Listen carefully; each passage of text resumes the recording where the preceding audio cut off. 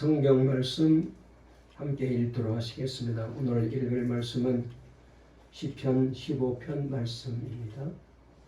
구약 성경 811페이지에 있는 말씀 시편 15편 1절 말씀부터 5절까지 함께 말씀을 읽겠습니다. 구약 성경 시편 15편 성경으로 811페이지에 있습니다. 영상으로 예배드리는 분도 같이 읽으실까요? 다 같이 1절부터 5절까지 읽겠습니다. 시작. 여호와여, 주의 장막에 머무는 자 누구 오며 주의 성산에 사는 자 누구 오니이까? 정직하게 행하며 공의를 실천하며 그의 마음에 진실을 말하며 그의 혀로 남을 허물하지 아니하고 그의 이웃에게 악을 행하지 아니하며 그의 이웃을 비방하지 아니하며 그의 눈은 망령된 자를 멸시하며 여호와를 두려워하는 자들을 존대하며 그의 마음에 서운한 것은 해로울지라도 변하지 아니하며 이자를 받으려고 돈을 구워주지 아니하며 뇌물을 받고 무지한 자를 해하지 아니하는 자이니 이런 일을 행하는 자는 영원히 흔들리지 아니하리이다. 아멘. 할렐루야. 오늘 이 귀한 예배에도 하나님께서 말씀으로 힘을 얻게 하실 줄 믿습니다. 우리 앞뒤 좌우에 있는 분과 인사 나누실까요? 고난은 주간 한 주간 승리하십시다. 다시 한번요. 주님의 뒤를 믿음으로 따라갑시다. 기도하며 한 주간 승리합시다. 할렐루야. 설교 제목 한번 따라해 보실까요? 우리는 이미 하나님의 나라에 살고 있습니다. 다시 한번요. 우리는 이미 하나님의 나라에 살고 있습니다. 이 제목으로 말씀을 전할 때 우리 하나님께서 은혜 주실 줄 믿습니다. 여러분, 지난달 3월 11일은 일본 후쿠시마를 중심으로 충격적인 동일본 대지진이 일어난 지가 꼭 11년이 되는 그런 날이었습니다. 그 지진이 일어나고 그 후 몇 개월이 지난 후에 저는 우리 교단 재난구호금을 가지고 그곳을 방문한 적이 있었습니다. 정말 제 눈에 보여진 현실은 이것은 우연한 재해가 아니라는 것을 실감할 수가 있었습니다. 아마도 그때 전 세계 많은 사람들이 마음에 큰 충격을 받았을 것입니다. 11년이 지난 3월 1일 통계를 보게 되면 그때 쓰나미로 인하여 사망자가 15,900여 명이고 아직까지도 소식을 알 수 없는 행방불명자가 2,523명이나 되고요. 그리고 오랜 동안 피난 생활로 인하여 죽은 사람도 3,786명이나 된다고 통계를 내놓았습니다. 더욱이 11년이 지났지만은 여전히 고향으로 돌아가지 못하고 떠도는 난민들만도 47,800여 명이나 된다라고 그렇게 보고서는 알려주고 있습니다. 이 사건으로 일본뿐만 아니라 전 세계 많은 사람들의 삶에 커다란 변화를 주었어요. 저는 이때 이 사건은 분명히 일본의 우상 숭배와 더러운 죄에 대한 하나님의 경고의 메시지라고 생각을 했었습니다. 그리고 또 한 가지는 이 땅이 전부가 아님을 알게 해주신 사건이라고 깨달아졌습니다. 일본 지진 발생 1년 전인 2010년 1월 12일 남미 서인도 제도의 히스파나 올라섬에서도 대규모 지진이 발생했고 이때 아이티가 가장 심각한 피해를 입었습니다. 저는 이때도 총회 구호금을 가지고 그것을 구호하고 왔는데 아이티 수도 포르토프랭스에서 남서쪽으로 25km 떨어진 지역을 강타한 이 최초의 진동은 규모 7.0을 기록했고 그리고 이 지진으로 인하여 31만 6천여 명이 사망하고 대통령 궁궐을 비롯하여 건물 70% 정도가 파괴되고 그리고 IT 총인구의 3분의 1에 해당하는 300만 명이 지진의 피해를 입었다는 얘기를 들었습니다.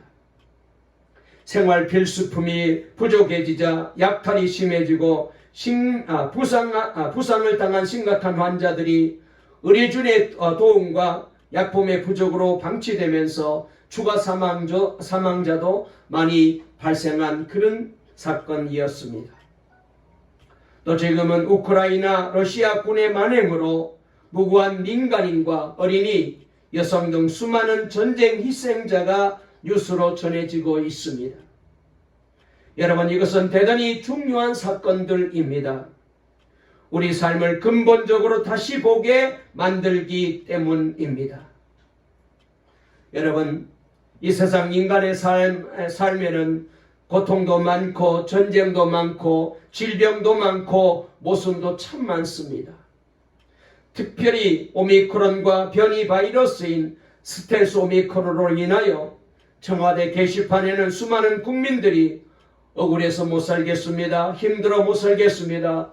너무 두렵습니다. 고통스럽습니다라고 힘든 사정을 호소하고 있습니다. 여러분, 우리 인생은 왜 이처럼 복잡하고 그리고 어렵고 고통스러울까요? 그러나 이 모든 혼란과 탄식은 진정한 진리 하나를 알고 나면은 한꺼번에 싹 사라져 버립니다. 그 진리는 바로 하나님의 나라가 있다는 것입니다. 시편 기자는 오늘 시편 15편 1절에서 분명히 말씀하시기를 여호와여 주의 장막에 머무를 자 누구 오며 주의 성산에 사는 자 누구 오니까라고 이렇게 말씀을 시작하고 있습니다. 우리 본문으로 돌아가서 한번 15장 1절 다시 한번 읽어볼까요? 다 같이 읽겠습니다. 시작. 여호와여 주의 장막에 머무를 자 누구 오며 주의 성산에 사는 자 누구 오니까. 아멘. 여러분, 이 말씀은 예루살렘 성전에 들어가 하나님께 제사할 수 있는 사람의 자격에 대해서 말씀하고 있습니다. 당시 예루살렘 성전 앞에서는 출입을 통제하는 문이 있었어요. 그리고 성전에서 제사를 드리고자 하는 사람들은 통상 제사장들인 이 성전 문지기의 허락을 받아야만 성전 안으로 들어갈 수 있었습니다. 신명기 23장에는 성전에 들어갈 수 없는 사람들의 조건이 거기에 쭉 명시되어 있는 것을 보게 됩니다. 아무나 들어갈 수가 없었습니다. 그러나 오늘 여기 시편 이 말씀은 단순히 성전에 들어가 제사에 참석할 자격을 말하는 것이 아닙니다. 하나님 앞에 나아가는 자격을 말하고 있어요. 어떤 사람이 하나님의 나라 백성인가에 대하여 우리에게 이 시편은 말씀해 주고 있어요. 여러분, 그러므로 우리는 하나님의 나라를 바라보는 눈이 열려야 됩니다. 그러면 모든 것이 달라져요. 신명기 3장 23절부터 29절에 보면은 모세가 하나님께 요단강 건너편 꿈에도 그리던 가나안 땅에 들어가게 해달라고 간구하는 말씀이 거기 나오고 있습니다. 40년 광야길을 지나서 드디어 도착한 가나안 땅, 눈으로 바라볼 수 있는 땅입니다. 강만 건너면은 약속의 땅에 꼭 들어갈 수 있거든요. 그래서 모세는 하나님이 약속하신 그 땅에 내가 꼭 들어가서 그 땅에 살고 싶습니다. 그 땅을 밟고 싶습니다. 이 간절한 마음이 있어서 하나님 앞에 들어가게 해달라고 그렇게 기도를 해요. 그러나 하나님은 냉정하셨습니다. 그리고 이렇게 말씀하십니다. 그만해라, 족하다. 그리고 이 일로 인하여 다시 내게는 이런 얘기하지 마라.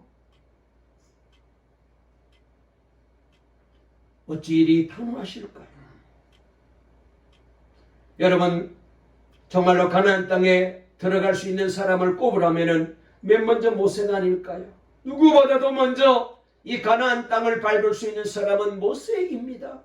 그런데 지난 시간도 말씀을 드렸습니다만 하나님의 말씀을 불순종하고 거역해서 그래서 반석을 향하여 물이 솟아나라고 명령만 하라는데 모세는 감정을 추스리지 못하고 화가 나서 지팡이로 반석을 2번 두들긴 거예요. 하나님의 말씀을 거역할 거예요. 이 죄 때문에 모세는 가나안 땅에 들어가지를 못합니다. 여러분, 하나님의 이 거절의 말씀을 들었을 때 모세는 얼마나 힘들었을까요?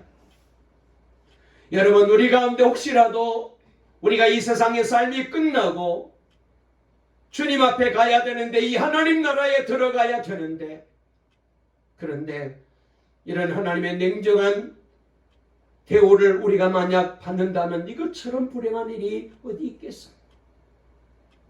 우리 가운데는 이런 분이 한 분도 없게 되시기를 바랍니다.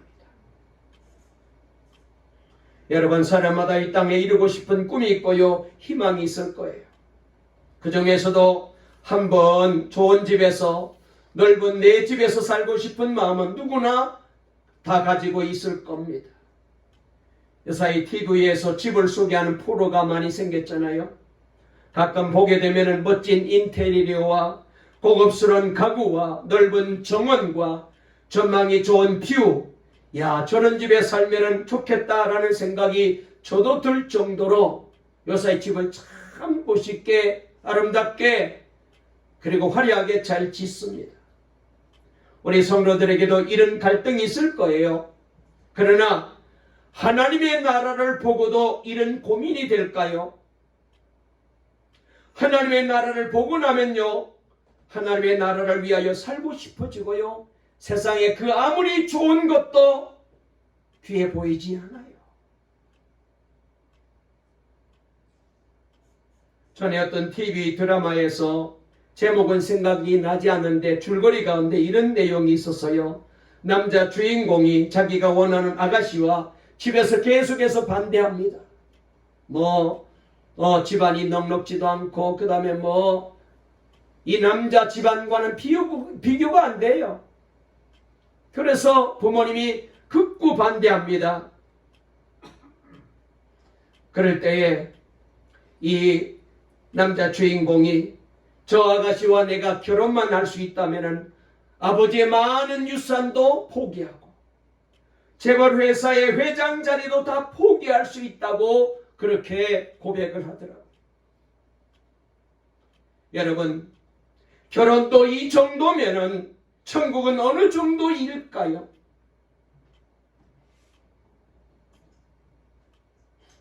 요사이는 결혼을 안 하려는 젊은이가 늘고 있다고 합니다. 또 그러나 그 중에는요, 결혼 못하고 죽을까봐 걱정하는 청년들도 많이 있대요. 그러나 천국 가면은 결혼 못한 것 억울해할까요? 그 정도 천국이면 차라리 안 가는 것이 나을 겁니다. 천국은 그런 곳이 아니에요. 우리가 예수님을 믿고 받은 축복은 지난주일 설교처럼 하나님의 살아계심을 아는 겁니다. 그리고 동시에 눈이 열려 하나님의 나라를 보는 것입니다. 하나님의 나라가 임하였다는 겁니다. 예수님께서 공생애를 시작하시면서 첫 번째 설교하신 말씀이 이 땅에 하나님의 나라가 임하였다라고 설교하셨습니다. 마태복음 4장 17절에 이때부터 예수님께서 비로소 전파하여 이르시되 회개하라 천국이 가까이 왔느니라 하시더라 그랬습니다. 여러분, 하나님의 나라는 미래에 이루어지는 게 아닙니다. 언제나 존재했어요. 우주 전체에 편만하여 우주 전체를 통치합니다. 그런데 예수님이 이 땅에 오심으로 하나님의 나라가 이 땅에도 우리 인간에게도 임하였다는 것입니다. 여러분, 이 세상이 전부가 아니다. 하나님의 나라가 있다. 이것을 정말 알게 된다면 여러분 얼마나 충격이 있겠어요. 세상이 전부인 줄 알고 열심히 살다가 마지막 죽어 가서 보니 하나님의 나라가 있는 거예요. 그렇게 세상에 있을 때에 사람들이 하나님의 나라가 있습니다. 천국이 있습니다. 예수를 믿어야 천국 갑니다. 영생 얻습니다. 그렇게 말할 때에 콧방귀도 안 뀌었는데 죽고 가서 보았더니 하나님 나라가 있는 거예요. 여러분 얼마나 억울하고 허무하겠어요. 그래서 이 진리를 알면 다 바꿔져요. 요한복음 8장 32절에서 예수님이 진리를 알지니 진리가 너희를 자유롭게 하리라 말씀하셨습니다. 여러분 모든 방황도, 모든 낙심도, 모든 좌절도, 모든 열등감도, 모든 불평도, 불만도 여러분 이 하나님의 나라가 있다. 이 사실을 믿는 사람에게는 없어요. 아무리 억울해도 하나님 나라에 갈 건데 다 견디고 넘을 수 있어요. 그런데 세상 사람들이 곤욕스러운 것은 예수 믿는 사람들을 보니까 저들의 입으로는 하나님의 나라가 있다는데 말로는 하나님의 나라가 있다고 예수 믿으면 천국 간다고 우리에게 말은 하는데 그런데 보니까 전혀 하나님 나라에 들어갈 사람처럼 그렇게 믿지 않고 그렇게 살지 않다는 거예요.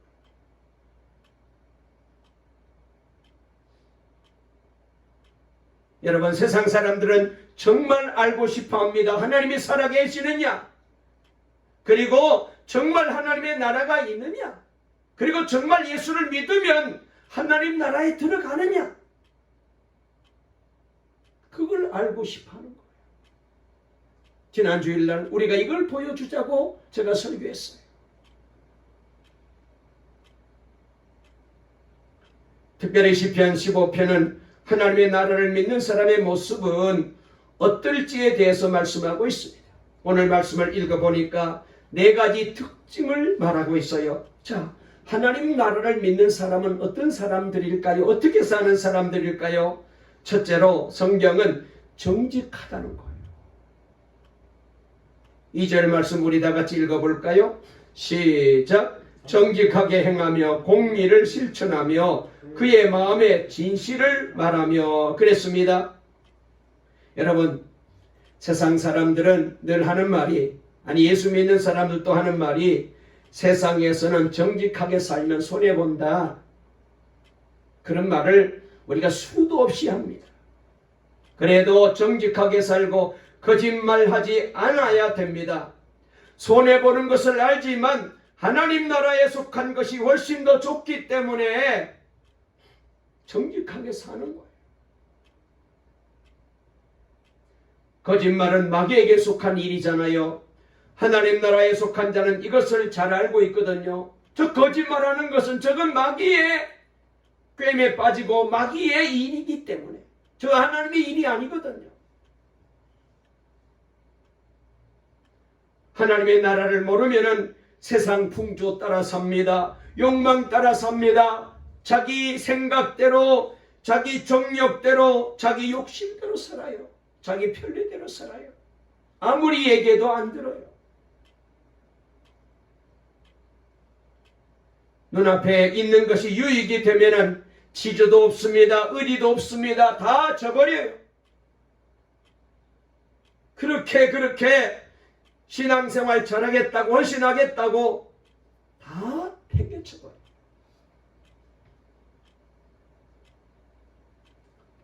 여러분 하나님 나라를 믿는 사람은 정직해요. 우리 성도님들 이렇게 사시기를 주의 이름으로 축원합니다. 두 번째로 함부로 남의 말을 하지 않는다 그랬어요. 우리 3절을 읽어볼까요? 우리 앞에 1절부터 읽어야 말씀이 더 실감날 것 같아서 1절부터 3절까지 읽겠습니다. 시작. 여호와여 주의 장막에 머무는 자 누구 오며 주의 성산에 사는 자 누구 오니까 정직하게 행하며 공의를 실천하며 그의 마음에 진실을 말하며 그의 혀로 남을 허물하지 아니하고 그의 이웃에게 악을 행하지 아니하며 그의 이웃을 비방하지 아니하며 그랬습니다. 하나님의 나라를 알면은 악한 사람을 보면은 미운 것이 아니라 불쌍해진대요. 품어진다는 거예요. 얼마 남지 않았는데 저렇게 계속 살면 안 되는데 안타까운 마음이 있어요. 어떤 교회 한 성도가 암으로 고생하셔서 목사님이 신방을 가셨대요. 보니 세상 떠날 때가 된 것을 알고 조금이라도 의식이 있을 때 임종 예배를 드리고자 드립시다라고 권면했더니 이 성도님이 극한 고통 중에서도 예의를 갖추려고 무릎을 꿇더랍니다. 코에서는 계속 피가 흐르고 입에도 계속해서 입으로 피를 토해내면서도 목사님이 묻습니다. 예수님의 십자가 보혈이 성도님의 모든 죄를 용서해 주시고 깨끗게 하신 것을 믿습니까? 힘을 다하여 아멘 대답을 하시더래요. 또다시 목사님이 묻습니다. 예수님이 천국으로 인도해 주실 것을 믿으며 천국에 갈 확신이 있습니까? 물었더니 아멘 대답을 하시더랍니다. 그러면서 이렇게 힘을 모아서 말씀하시는데 죄 많은 나를 용서해 주시고 받아주셔서 하나님께 감사드립니다. 유언을 하시는 거예요. 그리고 가족들을 향하여 유언하시고 친구를 향하여 유언하시고 하시는 말씀이 한결같이 사랑해 줘서 너무너무 고맙고 감사하다. 평소에 전혀 그런 분이 아니었는데 그런 말씀을 하시더래요. 그리고 이제 아들이 장가를 들어야 되는데 그 아들을 붙잡고 이렇게 말합니다. 너의 결혼식 때 내가 멋있게 가려고 했는데 차마 그 뒤에 말을 잊지 못하더라는 거예요. 모두가 눈물이었답니다. 여러분은 임종 때 무슨 말을 하시겠어요? 자녀들에게 가족들에게 어떤 말을 하시겠습니까? 임종 때 말이 달라지는 이유는 하나님의 가까이 있기 때문에 하나님 나라에 가까이 완 것을 알기 때문에 말이 달라져요. 사람이 달라져요. 하나님의 나라를 바라보게 되면 이렇게 말이 달라지고 사람이 달라집니다. 초대교회 핍박 때 핍박자들이 오히려 저들을 핍박하다가 전도를 받았다고 하지 않습니까? 그렇게 모질게 핍박하는데도 이 예수 믿는 성도들이 순한 양같이 오히려 자신들을 향하여 축복하고 찬송하고 감사하는 모습을 바라보면서 이 핍박자들의 마음속에 두려운 마음이 생긴 거예요. 진짜 천국이 있는 게 아닐까? 어떻게 저럴 수가 있어? 그리고 이렇게 생각합니다. 정말 천국이 있으면 나는 어떻게 하지? 그러다가 오히려 저들이 예수를 믿게 되었대요.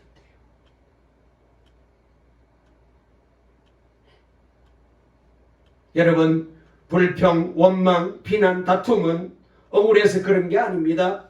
하나님의 나라를 보지 못하니 그렇게 나오는 거예요. 그리고 불평과 원망은 천국을 자꾸 잃어버리게 만들어요. 그래서 여러분들 집에서나 어디에서나 정말로 못마땅한 일이 아무리 많더라도 불평하면 안 돼요. 원망하면 안 돼요. 어느 목사님이 어릴 때 할머니 밑에서 자랐대요. 동생이랑 같이 할머니가 많이 키우셨는데 어느 날은 동생이 말을 듣지 않자 할머니가 화나서 저놈을 좀 잡아다가 때려주라고 혼내주라고 할머니가 형에게 얘기합니다. 그래서 동생을 불러다가 그동안 형인 자기에게 약 올리고 애먹인 것을 생각하면서 좀 심하게 혼을 내주었더니 할머니가 그것을 보고 형을 막 야단치시면서 아니 이놈아 내가 때려주라고 했지 혼내주라고 했지 죽이려고 했냐? 할머니와 형의 마음이 달라진 거예요. 다른 거예요. 할머니는 혼내주라고 한 것도 그냥 적당히 혼내주라는 건데 형은 그동안 속상했던 마음 감정까지 실어가지고 동생을 막 혼내주고 야단쳤고 때렸더니 너 죽이려고 그러냐고. 할머니는 동생을 사랑하였고 형은 권위를 과시하려고 했기 때문에 달리 보인 거예요. 여러분, 이웃사랑은 하나님의 나라가 임할 때만 가능합니다. 먼저 하나님을 사랑하고 둘째 계명이 이웃을 사랑하라는 것을 우리가 주목해야 됩니다. 사랑하는 우리 동방의 성도 여러분, 여러분도 오늘 말씀처럼 함부로 말하지 마시고 진실만 말하고 은혜스럽고 덕스러운 말만 하시고 믿음의 말만 하시기를 주의 이름으로 축원합니다. 세 번째로, 하나님의 나라를 알고 믿는 사람은요, 어떤 사람인 줄 아세요? 세 번째 이렇게 말씀하셨는데, 우리 4절 읽어볼까요? 시작. 그의 눈은 망령된 자를 멸시하며 여호와를 두려워하는 자들을 존대하며 그의 마음에 소원한 것은 해로울지라도 변하지 아니하며 그랬습니다. 하나님의 나라를 알면은 모든 일을 하나님을 경외함으로 해요. 손해가 되더라도 약속을 지킵니다. 왜요? 하나님을 경외하기 때문에. 그리고 나도 하나님 앞에 가서 심판대 앞에 서야 되기 때문에 하나님 앞에 소원한 것, 약속한 것, 그때 하나님께서 물으실 터인데 그때 분명하게 자신 있게 대답할 수 있기 때문에 좀 힘들더라도, 내게 손해가 날지라도, 내가 좀 부담이 될지라도 하나님 앞에 약속하는 것을 지켜. 어린아이 하나에게도 하나님을 경외함으로 대합니다. 그리고 네 번째로, 하나님의 나라에 들어갈 사람, 하나님의 나라를 아는 사람은 어떻게 사는지 우리 한번 5절을 읽어볼까요? 시작. 이자를 받으려고 돈을 꾸어주지 아니하며 뇌물을 받고 무지한 자를 해하지 아니하는 자이니 이런 일을 행하는 자는 영원히 흔들리지 아니하리이다 그랬어요. 여기 말씀해 보면은 하나님의 나라가 있는 사람은요, 하나님의 나라를 믿는 사람은 물질 때문에 주님을 버리지 않아요. 돈보다 예수님이 좋아졌습니까? 이게 하나님 나라를 가는 사람의 마음이에요. 아직까지도 내가 돈 놓고 예수님 놓고 자꾸 마음속에 갈등이 일어나고 있다면 우리는 아직까지도 부족한 거예요. 하나님 나라에 가는 사람은 돈보다 예수님이 더 좋아진 거예요. 천국에 대한 묘사 중 거기는 모든 길이 황금길이라고 성경에 나와 있잖아요. 왜 황금길인가? 제가 말씀을 한번 가만히 생각을 해봤는데, 여러분, 천국은요, 돈을 밟고 사는 그런 곳입니다. 여기서는 돈을 떠받들고 사는데 천국은 돈을 밟고 살아요. 그러므로 여기서도 천국을 누리는 자는 돈의 유혹을 이길 수 있습니다. 그러나 하나님의 나라를 모르는 사람은 오직 돈,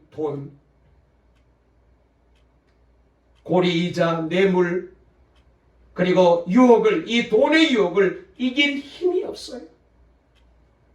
돈 앞에만 서면은 작아질 거예요.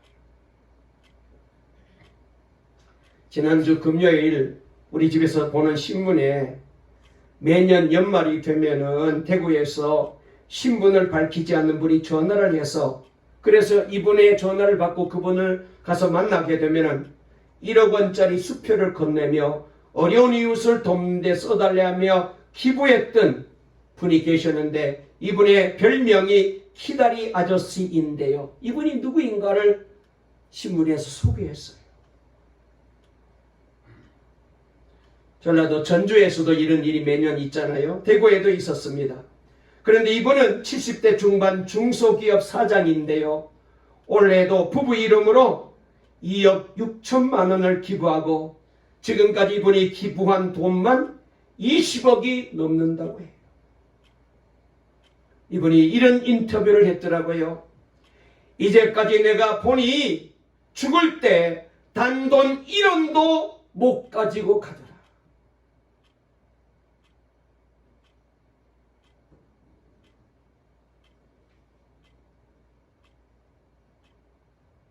사도 바울은 빌립보서 3장 7절부터 9절에서 자신에게 유익하던 모든 것들을 배설물로 버렸다고 말했습니다. 그것은 그보다 훨씬 좋은 하나님의 나라를 발견했기 때문이죠. 한국 사람은 일본을 가도 미국을 가도 아프리카에 가도 한국 사람이잖아요. 그러듯이 하나님의 나라 백성은 이 땅에 살아도 여전히 하나님 나라 백성입니다. 여러분, 우리가 이 세상에 살 때는 세상 사람처럼 살다가 죽을 때 갑자기 하나님의 나라 백성으로 변화되는 게 아닙니다. 우리는 죽을 때 거듭나는 게 아니에요. 예수를 믿을 때 거듭나는 거예요. 예수를 믿을 때 이미 하나님 나라 백성이 되는 거예요. 하나님의 나라 죽어서 가는 게 아닙니다. 예수 믿었으면 여기서부터 우리는 이미 하나님 나라 백성으로 살고 있는 거예요. 근데 우리가 이걸 잘 몰라요. 세상 사람이 더 멋져 보이고 좋아 보이고 돈이 더 귀해 보이고, 여러분, 여기서 사는 대로 하나님이 부르시면은 우리는 하나님 나라에 가서 살 거예요.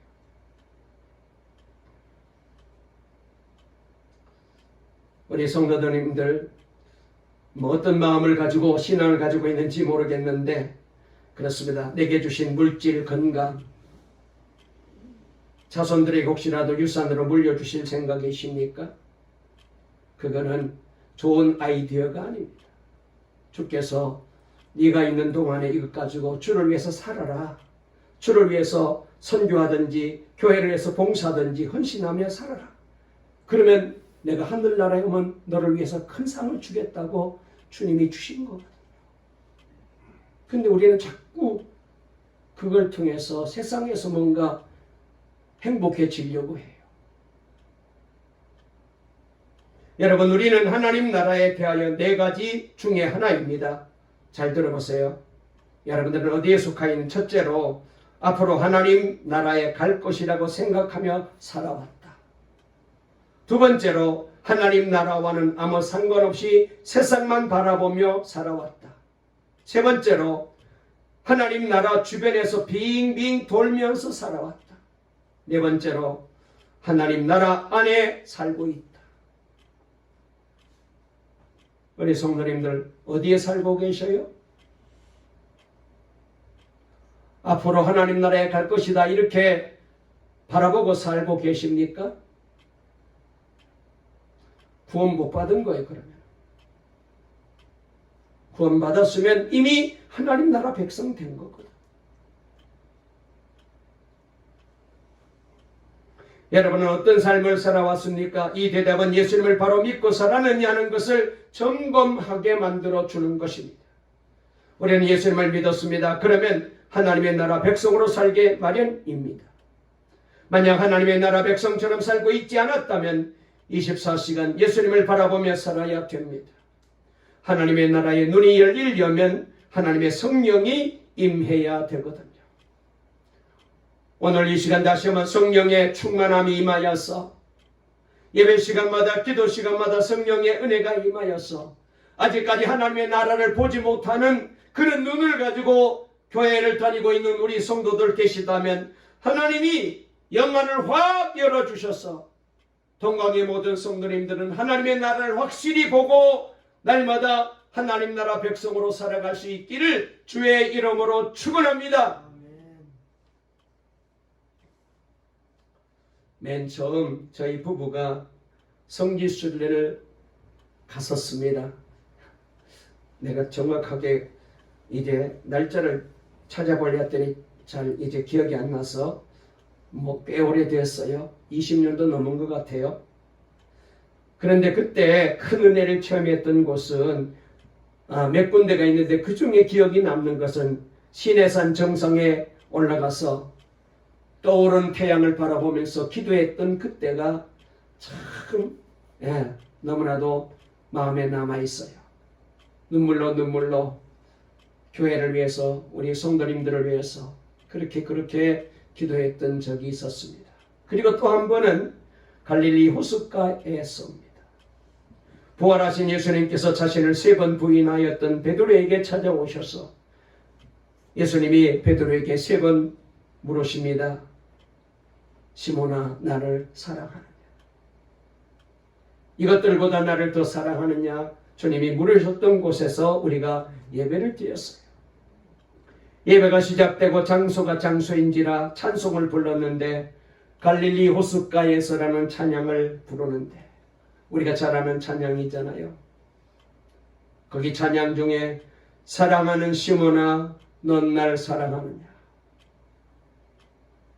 사랑하는 용화라 너는 날 사랑하느냐? 이 부분에 도저히 찬송을 부르지 못할 정도로 눈물이 쏟아지면서 그렇게 목이 메였어요. 봤더니 모든 목사님, 사모님들의 눈도 벌게 해서 눈물로 목이 메어서 찬송을 못하고 있는 거예요. 눈물로 드린 감격의 예배였습니다. 성령께서 우리가 주님과 대면할 때에 어떤 마음이 되는지를 그때 경험을 해주었어요. 예수님이 베드로를 만나서 말씀하셨던 이 자리에서도 이렇게 은혜가 되는데 정말로 그 예수님을 내가 직접 눈으로 보면 얼마나 감격될까? 얼마나 감동이 될까?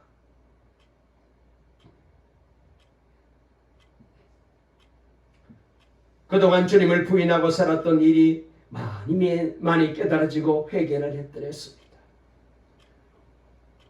그러면서도 여전히 주님이 우리를 사랑하고 계심을 확인하였던 그런 순간이었기도 합니다. 오영 PD라는 방송 PD 출신 이었던 분이 계시는데 이분이 쓴 책이 있습니다. 서쪽 나라라는 책을 썼어요. 이분은 탈북자들이 북한을 탈북해서 중국으로 가가지고 그 다음에 베트남, 태국, 동남아를 거쳐가지고 정말 어렵게 한국으로 들어오게 되는 이 과정을 취재하러 중국에 갔었습니다. 전에 우리 교회도 탈북자 교인들이 여러 명 교회에 나왔더랬는데 그러다가 이분이 그만 중국 공안에 체포되어 가지고 2차례에 걸쳐서 총 600여 일간을 감옥에 지내면서 겪었던 일들을 거기서 책으로 출판했어요. 그가 중국 감옥에 갇혀 언제 석방될지 모르는 불안함 속에서 하나님, 제가 나쁜 짓을 한 것도 아닌데 왜 이렇게 나를 감옥에 갇히게 만들어 줍니까? 라고 고통스러워하며 호소합니다. 그래서 감옥에서 아무것도 할 수 없을 때 그는 일기를 쓰기 시작했대요. 일기를 쓰다가 그는 하나님이 자신을 버린 것이 아니라 놀랍게도 감옥 안에서 하나님이 함께 하심을 경험하게 되고 그래서 하나님 나라가 감옥 안에도 임하였음을 이분이 깨닫게 되었네요. 감옥에 갇힌 중국 사람들이 눈에 들어오기 시작합니다. 그래서 그들을 사랑하고 기도하게 되었어요. 감옥에서 북한 사람도 만났습니다. 그와 형제를 맺었어요. 그리고 이미 아버지는 돌아가셨지만 오래전에 북에서 가족을 두고 남쪽으로 피난 와서 고통스러운 삶을 사셨던 아버지, 어릴 때는 가족을 버리고 내려오신 아버지가 이해가 안 되었는데 아버지의 심정을 이해하게 되면서 마음으로 돌아가셨지만 화해하게 되었대요. 그는 감옥에서 우는 자와 함께 계시는 하나님을 만난 것입니다. 그분이 책에서 이렇게 고백을 했어요. 말씀이 나와 함께 있는 이상 이제 이곳은 감옥이 아니다. 말씀이 곧 하나님이므로 나는 하나님과 함께하는 것이다. 하나님이 나와 함께 하시는데 내가 무엇을 두려워하며 무엇을 더 구하겠는가? 이제 이곳을 나가는 순간까지 오직 말씀에 집중하리라. 나에게 주시고자 하는 그분의 음성을 말씀을 통해 들으리라. 이렇게 고백했어요. 여러분, 아무리 사는 형편이 어려워도 이미 구원받고 성령으로 거듭난 저와 여러분은 이미 하나님 나라에 살고 있는 것을 알아야 돼요. 내가 사는 삶이 남들처럼 넉넉하고 화려하지 못하고 돈이 많지 않아서 부유하지 못하고 근근히 살아갑니까? 어렵게 살아갑니까? 그래도 우리는 하나님 나라 백성이에요.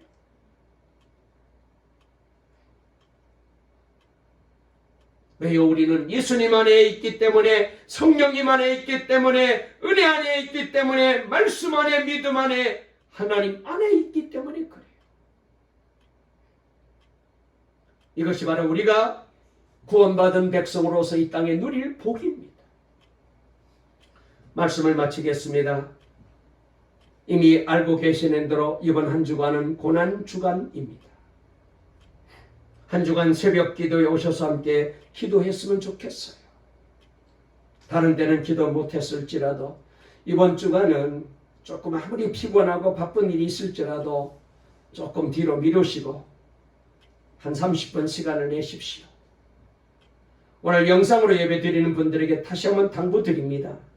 여러분들, 우리가 그렇게 신앙생활 할 수 있습니다만 그러나 그것은 정상이 아니잖아요.